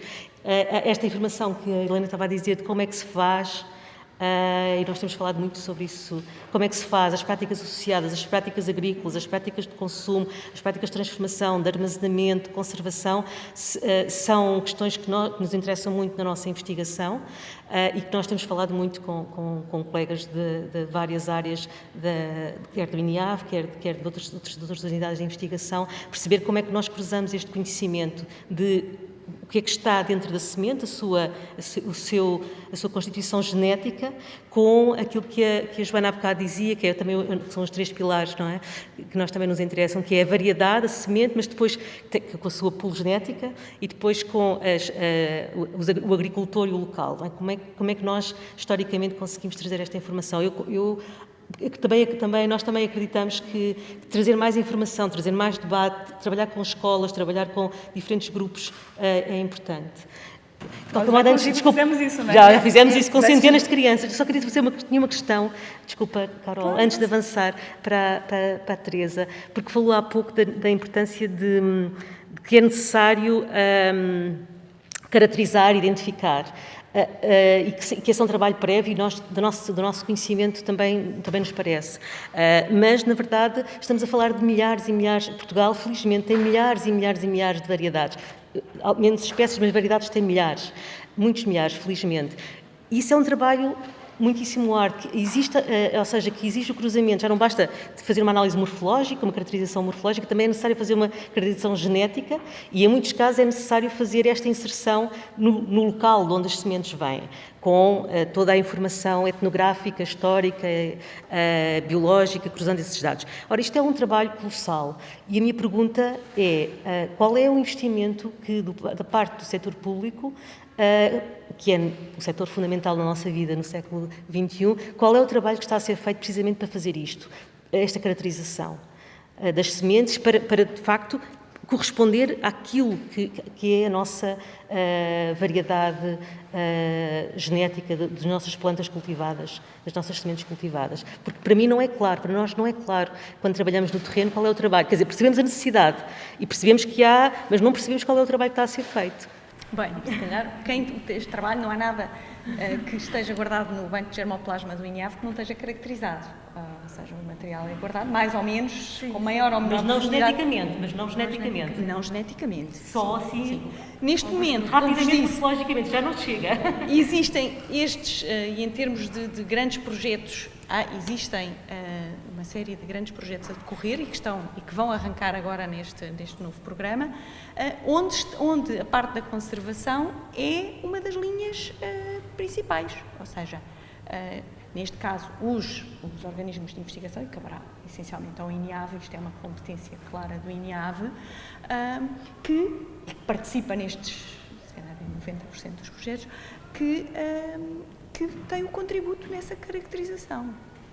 Sendo que a caracterização molecular, embora seja conhecida há muito, para muitas situações está embrionária, não é? Não estão ainda normalizadas as formas de caracterização. Espero ter respondido. Eu ia só fazer uma referência por causa da questão da necessidade de divulgação e de levante. Pronto, eu gostaria de destacar aqui o grande trabalho que a Associação Colher para Semear fez durante vários anos, que foi um trabalho, eu acho que inexcedível, em várias regiões do país, em que não só faziam o levantamento das variedades locais, de acordo, não provavelmente com dados científicos, mas de acordo com aquilo que as pessoas dizem, porque aquilo que as pessoas dizem é muito importante, não é o da varanda. É que eu parto do princípio que quando... Não, é que eu parto do princípio que quando numa aldeia várias pessoas me dizem que uma variedade é antiga, é mesmo antiga, não estão a inventar, não é?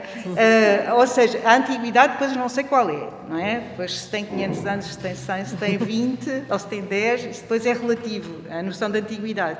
Mas quero dizer com isto que parte do princípio que sim, que é uma coisa... Pronto, e isto para dizer o quê? Para dizer que eles fizeram um trabalho magnífico, porque fizeram não só... Eu suponho que toda a gente aqui, não sei se as pessoas que estão na sala conhecem, mas de facto a associação fez um trabalho meritório que foi fazer os levantamentos locais, depois tinha um encontro em que convidavam as entidades locais, convidavam muita gente, em que davam conta e faziam uma mostra e tinham as conferências de sábios, que eu agora não me lembro exatamente, o encontro de sábios ou qualquer coisa assim, que era com velhos agricultores que se encontravam com eles e conversavam sobre as culturas ou sobre determinadas plantas ou sobre várias coisas. E que reunia também raças de animais, etc. Pronto. Acho que eles de facto fizeram um trabalho magnífico e, aliás, foram a minha grande fonte de inspiração, digamos. Então, deixe-me só fazer fazer aqui um complemento. Então, e estando esse trabalho feito, por que não desafiar o Colher para Semear para fazer a inscrição das variedades de conservação, desse trabalho que está feito? Porque eles são contra isso. Desde o princípio, exatamente, porque é a questão... Se nós inscrevemos as variedades, nós estamos a tentar privatizar as variedades e a tomar conta, a puxar-nos delas. Bom, então nós dissemos desde o início. Isso é uma coisa que tenho que discutir com eles. Não é preto no branco, acho que é preciso esse diálogo, é preciso que esse diálogo exista e continue, não só aqui. Mas neste momento, para ampliar um pouco o diálogo, eu convido quem está aqui, se tiver alguma pergunta, alguma questão que queira fazer aos nossos convidados, pode começar. Antes de mais, muito boa tarde. É um prazer estar presente neste painel. Eu faço parte de uma associação, sou voluntário de uma associação da conservação da natureza, de Aquercos, e já verifiquei que aqui há uma grande dificuldade em conseguir-se conservar as sementes ancestrais.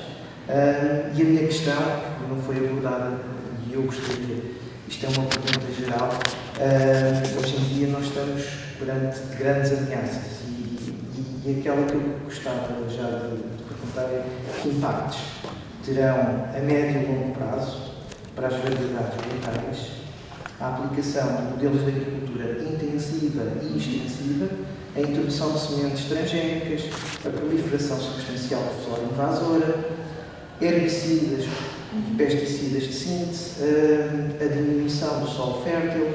A título de exemplo, aqui foi desativada recentemente a estação agronómica que tinha um dos solos mais férteis do país, neste momento não plantar real, portanto, era esta a questão que eu deixava no ar. Obrigado. Muito obrigada. Quem gostaria de responder? Por nós. Repare, nós... Eu não sei se serei a pessoa que lhe poderei responder. Quais são os... Quando pergunta quais são os impactos, todos sabemos quais são os impactos, não é? Penso que não será aqui, nem será a Direção-Geral de Agricultura e Desenvolvimento Rural que tem essa... Portanto, teríamos de ter aqui outras pessoas de outros painéis para responder. Quer dizer, eu posso lhe dar a minha opinião pessoal, mas penso que não será, não sei se alguém quer... Eu acho até que em termos de variedades tradicionais, eu penso que já falamos, se abordou isso mais ou menos, que é as variedades tradicionais podem ser úteis, aquelas que subsistirem, a todos esses avanços que são terríveis para tudo, para a vida em geral, não é? Para a biodiversidade em geral. As variedades tradicionais podem ser úteis, por exemplo, em relação às alterações climáticas, que é uma questão que já foi aqui abordada, porque são mais, vocês saberão melhor, são habitualmente mais resistentes, portanto, mais adaptadas, sim. São mais diversas geneticamente, portanto, adaptativamente também têm umas características melhores, não é? Penso que hoje em dia todos estamos cientes disso, não é? Que tudo caminha, que se não tivermos as medidas certas e urgentes, caminharemos para uma situação sem retorno, não é? Agora, se vai ter solução, que se calhar compete-nos a todos nós. E passará em muito, com certeza, as políticas. Eu também queria dizer alguma coisa. Eu só queria dizer algo sobre a questão das varandas, porque há muitas pessoas que trazem as sementes das suas terras e em Lisboa só as fazem nas suas varandas. E então, para mim, a varanda pode ser uma resposta em Lisboa para o que está a colocar, que eu disse há pouco. E para mim são coisas que dizia.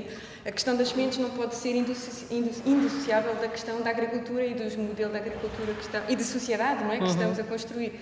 Como é que construímos outra? É uma pergunta para todos e para todas nós, não é? Não é só o setor público, o setor privado, é toda a sociedade que temos que saber e temos que escolher o que é que queremos, não é? Ou o que é que queremos para o futuro das pessoas que vão ficar, não é? Mas eu acho que há uma réstia de esperança, não é? Eu continuo nas varandas, nas hortas escondidas, por aí eu vinha agora no comboio, não é? Apanhei o comboio em Oeiras e tenho assim um olho para as hortas, adoro hortas. E olhei e vi mesmo um bocadinho antes da estação de Oeiras, lá estavam ali umas, elas pululam por aí, é só vê-las. Portanto, a agricultura tem qualquer coisa de muito... Porque é vida, não é? A vida está dentro de nós, se nós não fizermos o nosso comer. Há assim, para mim, há por aí restos de esperança e de resistência que acho que, pronto... É o lema do nosso projeto neste mês, que a gente fala muito, que a semente é um tesouro que se protege cultivando, não é, Dulce? Sim, este é uma preocupação que nós temos, é uma preocupação que nós temos desde o início desta investigação, que é o que é a semente. Aliás, o projeto é precisamente resgatar a herança das sementes, assim, uma tradução rápida, e o RESEED, que é um acrónimo, significa mais ou menos ressemear, e não é por acaso, de facto temos essa preocupação. E, sobretudo, respondendo aqui ao colega, do ponto de vista histórico, o que nós podemos dizer é que, na verdade, desde a dita Revolução Verde, desde a Segunda Guerra Mundial, as grandes mudanças que têm ocorrido levaram à perda de biodiversidade e da agrobiodiversidade. Portanto, os impactos nós sabemos já, e por isso é que estamos com esta urgência e com esta preocupação hoje, no início do século XXI, nós sabemos historicamente qual foi o impacto. Se vamos conseguir contrariar essa tendência, é isso que nós estamos todos aqui a discutir. Eu não sei, às vezes, há momentos. Agora, é verdade, eu penso que o fenómeno da agricultura superintensiva e intensiva em Portugal não é novo, mas nos últimos 10, 15, 20 anos tornou-se muitíssimo mais visível e a arrasar áreas de cultivos de outras formas, com outros sistemas de cultivo e uma introdução de outras variedades e de outras espécies de plantas que não existiam. Portanto, nós hoje é interessante olhar para, por exemplo, para os programas de televisão, quer aos anúncios, quer para os programas de entretenimento, e ver que aquilo que se representa hoje como um Portugal agrícola é a agricultura intensiva. São paisagens de olival super intensivo, são floresta super intensiva, são amendoal super intensivo. Essa já é a noção que passa da agricultura. A minha pergunta é, o que é que está a ser cultivado ali? Nós comemos amêndoa e nozes e consumimos o azeite, mas quais são as espécies e as variedades que estão ali a ser cultivadas? Raramente são aquelas que são as ancestrais.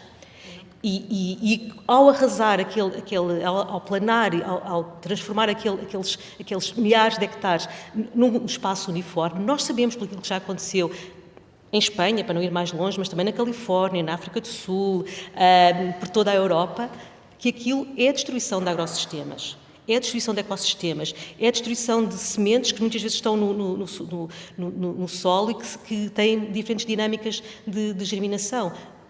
Nós vamos ter esta semana, no final, um congresso da Rede Portuguesa de História Ambiental, onde vamos precisamente discutir também estas questões, voltar a algumas destas questões. Portanto, nós, do ponto de vista histórico, sabemos qual é o impacto. Creio que hoje em dia há formas de monitorizar o impacto ambiental imediato e social e económico. Falamos de sustentabilidade e nós só pensamos um bocado mais na sustentabilidade económica, depois a ambiental e a económica, a social continua assim. Eu creio que nós temos todos os instrumentos. Eu também tenho a mesma questão.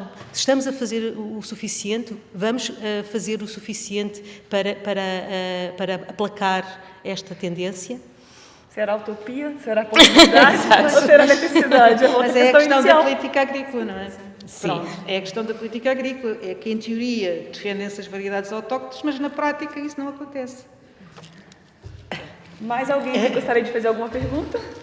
Se não houver mais ninguém. Se houver mais alguém, I rest my case. Posso? Sim. Bom, então é o seguinte.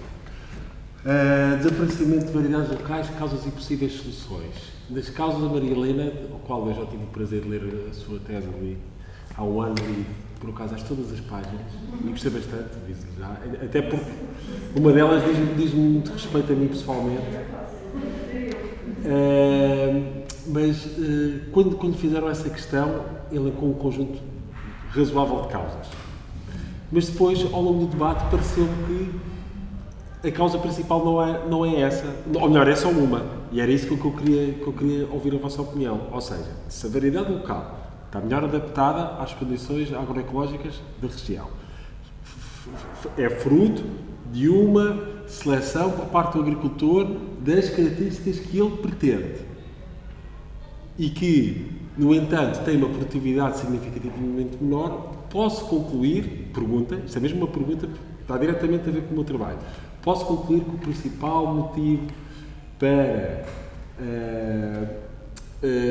a sua ser preterida em relação a outras variedades é a produtividade? Ponto. Esta é uma pergunta, não respondo já porque eu tenho outra. Depois, pegando numa questão que eu acho muito importante, porque nós não podemos ser ingênuos e viver na Alice no País das Maravilhas, uma questão que a Cecília falou, tem a ver com isto só faz sentido se, o agricultor for minimamente remunerado e, dois, se o consumidor não for excessivamente penalizado. As duas coisas.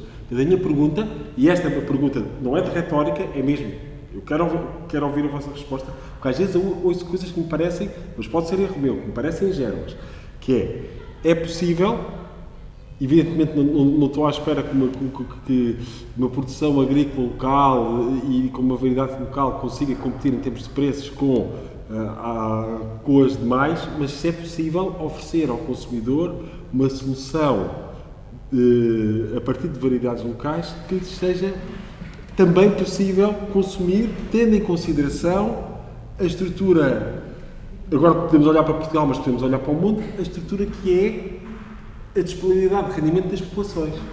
Ou seja, porque isto é tudo muito giro, mas eu vivo no mundo rural, para já, e conheço pessoas com rendimentos muito pequenos que, mesmo que queiram, eles não podem comprar aquilo. É que não podem mesmo. E é mesmo assim. Isso não acredito, eu apresento-vos. Teresa, eu acho que inclusive o olhar já estava direcionado assim, então. Bom, relativamente à questão da produtividade, reparem, nós temos os serviços oficiais. Os serviços oficiais não definem o que é colocado no mercado, não é? Neste caso, a legislação existe e vivemos num país democrático onde tem que ser cumprida, não é?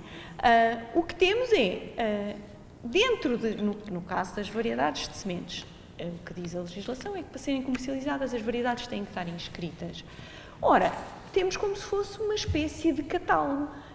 Se não existe nada disponível, como é que se leva e não são os serviços oficiais que inscrevem variedades, atenção, isto não é passível de ser feito, têm que ser ou as organizações, ou organizações de produtores de sementes, ou produtores de semente, ou universidades, que fazem essa inscrição e que, no fundo, se calhar associado àquilo que é a inscrição, que é no fundo uma caracterização morfológica, podem associar uma divulgação das características e uma divulgação junto do consumidor. Se isto não é feito, quer dizer, se há reticências em fazer a inscrição no catálogo, portanto, entramos... Mas a minha pergunta não é essa, a minha pergunta é, na sua opinião, e pode ser a sua opinião enquanto técnica da Direção-Geral ou a sua opinião pessoal, na sua opinião, se é o fator produtividade o principal que faz com que as variedades locais tenham vindo a ser preteridas? É só esta a pergunta. Eu acho que não, será um conjunto de fatores, não é? Uma divulgação, o efeito junto ao consumidor de uma publicidade poderosa de interesses do que é que deve consumir. O consumidor é conduzido. O contrário faz falta e se calhar estas feiras e as feiras que nós vamos tendo, até vai haver agora a da maçã Camoesa em Sesimbra, e eu acredito, eu sou uma crente, eu acredito que estes produtos têm lugar e cada vez terão mais, porque também as pessoas cada vez vamos estando mais alertas e com vontade de regressar àquilo que nós reconhecíamos que era a nossa história. Eu acho que estamos a passar por essa fase e estes produtos têm lugar, se podem ser produzidos em larga escala, se calhar o próprio material genético não tem essa apetência, não é? Estamos a falar de nichos que podem perfeitamente recompensar o agricultor e terão que o recompensar, obviamente. Assim queira o consumidor pagar o valor justo por eles, não é? Depois entramos... O valor justo é possível ou não é possível? O valor justo tem que ser possível. O valor justo tem que ser possível. O que é que vocês acrescentariam? Pois, eras tu? Tanto foi, Eu só ia dizer uma coisa. Primeiro, a questão da produtividade é relativa, porque há muitas sementes que se compram e que dão durante 2 anos, por hipótese, e depois acabou. Portanto, a questão da produtividade é, no imediato, as sementes comerciais são mais produtivas. A longo prazo, normalmente não são, ou a médio. Pronto, portanto, a produtividade, logo aí, a questão não é muito linear. Agora, eu acho, é óbvio que há muitas maneiras de tentar solucionar este problema, que é como é que se vão salvaguardar estas sementes. Tem que ser uma coisa a vários níveis, de facto, não há outra forma. Aquilo que tu referias é isso, quer dizer, eu, por exemplo, tinha apontado a questão dos circuitos curtos, ou seja, mas para vir circuitos curtos, para o produtor conseguir escoar os seus produtos localmente, que seria benéfico para todos, para o produtor e também para o ambiente, não é? E também para o consumidor, em teoria pelo menos, isso é preciso se calhar que ser apoiado numa primeira fase, porque o problema dos restaurantes é que adquirem produtos fora porque já é mais baratos do que os produtos comprados diretamente ao produtor. Portanto, de facto tem que ser uma coisa articulada. Se não for articulada, é muito difícil de resultar porque são sempre coisas pontuais. Eu sei que isto toca a tudo, não é só em relação às sementes, eu acho que é em relação a quase tudo hoje em dia. Ou temos uma visão global ou então não conseguimos fazer nada. Andamos todos, cada um, a puxar para o seu lado e não adianta nada. Portanto, eu acho que essa questão dos circuitos curtos é muito importante. Eu tinha apontado outras, que é, obviamente, a aposta na gastronomia local, mas que passa por isso, passa por apoiar numa primeira fase, se calhar, os restaurantes que se dispõem a comprar produtos de variedades tradicionais, variedades locais, para fazer os seus manjares locais, as suas comidas locais, nem que seja só um prato, não é? Coisas deste estilo, que isso seja estimulado, de alguma maneira, tem que ser estimulado por via económica. Eu lembro-me sempre do burro mirandês. Eu fiz o estudo do burro mirandês e o burro mirandês é assim, o burro mirandês é de Miranda, mas agora é de todo lado. E porquê? Porque os mirandeses envelheceram e já não têm capacidade para ter burros e estão a entregá-los para o lar de burros de Miranda. Porquê? Porque não conseguem. Têm 80 anos. Não podem cair do burro, porque o burro é altíssimo. Não dá. Adoram os burros, mas não conseguem. Mas, no entanto, eles mantiveram-nos porque tiveram subsídios, porque foi criada a raça autóctone do burro de Miranda, e essa raça autóctone do burro de Miranda dava direito a ter um subsídio, por muito pequeno que fosse, para manter o burro de Miranda. Portanto, eu acho que tem que haver um apoio que se veja, mesmo que não seja um grande valor, mas tem que haver um apoio económico ao cultivo de variedades tradicionais, para elas se poderem manter. Não sei de que maneira, não sei se isso está previsto naquela coisa, mas pronto, isso eu acho que é muito importante. E outra questão é a questão das alterações climáticas. Eu acho mesmo que as duas coisas deveriam ser numa altura em que se fala tanto de alterações climáticas, acho que o facto de estarmos a falar de uma agricultura que assenta na diversificação de espécies, de variedades, que cuida dos solos, que tem agrofloresta, eu acho que tudo isso é muito importante e é importante manter para mantermos o nosso ecossistema e para nos mantermos vivos. Portanto, preservar estes sistemas agrícolas é preservar a vida. Não é só preservar as variedades tradicionais, é preservar a vida. E para isso é preciso que as pessoas tenham incentivos a ficar na terra. É preciso que haja hospitais, é preciso mais do que... Cecília, que também imagino que era complementar. Pronto, diz-me, é utópico. Quer dizer, tudo é utopia antes de ser realidade. Não é? Então vamos a isso, vamos a Eu só queria acrescentar em questão, um pouco a Marilena já falou sobre isso. A produtividade e o preço não são não é uma equação líquida, não é? O sistema económico e a economia agrícola são muito mais complexos do que isso. O que faz um preço baixo no supermercado não é a produtividade. São muitas questões, são os subsídios, são os oligopólios, são uma série de questões, não é? Portanto, o preço que nós pagamos pela comida num supermercado ou no mercado ou num circuito curto é muito diferente, porque existem uma série de outros elementos na equação.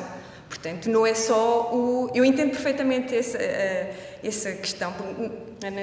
Trabalho numa organização que dizemos que defendemos o comércio justo e sabemos os preços que praticamos na loja, mas é aquilo que é justo para as pessoas. Faço parte de uma AMAP, de uma associação, um circuito curto, não um grupo de consumo, e essa é a nossa questão diária, que é nós, para pagarmos 55 € mensais por um cabaz, o que é que os dois agricultores, o casal ali em Palmela, que faz a nossa comida, quanto é que eles levam no fim do mês?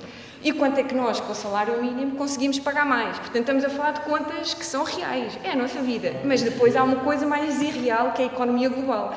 E aí o nosso poder de interferência e decidir sobre porque é que aquela batata é subsidiada, porque é que aquela carne é subsidiada, porque é que o burro de Miranda é subsidiado, já é menor, não é? Nós não temos efetivamente a capacidade de influenciar a PAC, não é? Isso não existe. Aliás, a PAC está a ser discutida em Portugal há uns meses e com não sei se também se pode falar sobre isso, com grandes brumas e etc. Também não sigo tudo porque às tantas já não dá para seguir tudo. Mas essa é uma questão, não é? Mas não, acho que não é por aí que as sementes autóctones deixam de ser utilizadas. Não é só por aí, não é só pela sua produtividade.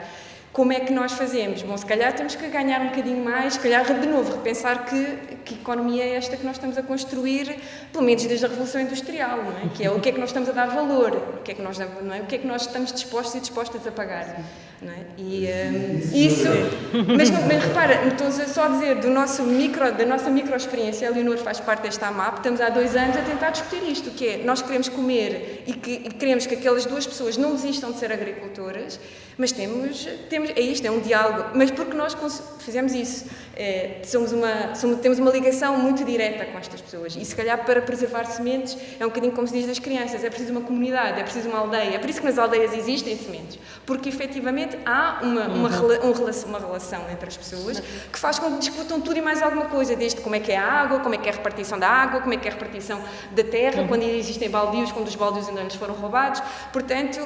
É isto, é o dia-a-dia discutir, não é? E isso exige muito mais do que ir a um supermercado comprar 1 quilo de batatas, não é? Mas até onde é que nós, na nossa vida, nos permitimos ter horas, não é? Depois do trabalho, ainda ir para reuniões, lá para a quinta, discutir, fazer contas e não sei o quê. Pronto, é uma decisão pessoal coletiva. Portanto, eu só queria lançar alguns dados resultados que nós obtivemos no projeto Farmers Pride. Então, no projeto, e isto pode ser consultado no site, depois posso fornecer, nós estudamos 2 coisas. Se os agricultores estariam interessados em conservar variedades tradicionais e se o público em geral estaria disposto a pagar a conservação destas variedades. E então, assim, vou-vos lançar uns números. Os agricultores, o que nós chegamos à conclusão é que podíamos conservar 1000 variedades tradicionais de várias espécies, sendo em 5 locais diferentes, cada uma, em que cada local tivesse pelo menos 1 hectare e o que o valor a que nós chegámos é que isto equivalia a cerca de 1,8 a 3,3 milhões de euros por ano. Seria, portanto, os agricultores conservariam estas variedades por este valor. Portanto, 1000 variedades, 1 hectare por cada variedade, em 5 locais diferentes. Depois estudámos se o público estaria de facto interessado em conservar e entrevistámos cerca de 800 pessoas em 5 países e os custos de conservação, portanto eram os tais 1,8 a 3,3 milhões, estão completamente dentro da vontade de pagar do público em geral, que nos deu um valor de 80,2 milhões por ano. Portanto, e este valor, 80,2, está dentro de, achamos nós, não conheço os últimos números, dentro do planeado para a PAC, para o desenvolvimento rural da PAC. Portanto, de facto, os agricultores estão dispostos a conservar, precisam dos tais incentivos para conservar e o público está interessado em pagar. Muito bem, João. São dados, eu acho que são dados... Quantos países? Foram em 5 países. Sim. E tenho que acrescentar que isto foram estudadas as variedades de trigo, tradicionais de trigo, mas extrapolando a outras variedades, pensamos que os números serão sensivelmente da mesma ordem de grandeza, portanto. Muito interessantes esses números, acho que ficam com uma boa referência, mas nós aqui acho que levantamos mais questões, acho que do que respondemos, que não é uma novidade nesse debate, que é extremamente relevante não só para o nosso projeto, como para a sociedade como um todo, como ficou muito claro aqui. Mas acho que uma coisa é certa que a gente vê aqui é que não há respostas sem todos esses atores diversos conversarem. Então, assim, só há respostas, há possíveis soluções com diálogo, com a sociedade civil, com o governo, com os investigadores, com o público em geral, em diálogo. Acho que essa é nosso principal desafio, é estimular e realizar esses diálogos sempre que possível. Da nossa parte, nós temos que encerrar, temos outras atividades a decorrer aqui no festival. Eu quero agradecer as convidadas pela presença, a vocês do público, ao Instituto de Investigação Interdisciplinar da Universidade de Coimbra e também à organização do festival por essa oportunidade. E convido-vos também a seguir o nosso projeto ReSeed no nosso site, no Facebook e no Twitter, que são as nossas redes sociais, e sempre que quiserem entrar em contato conosco. Para já, então, muito obrigada e até a próxima. Obrigada. Muito obrigada.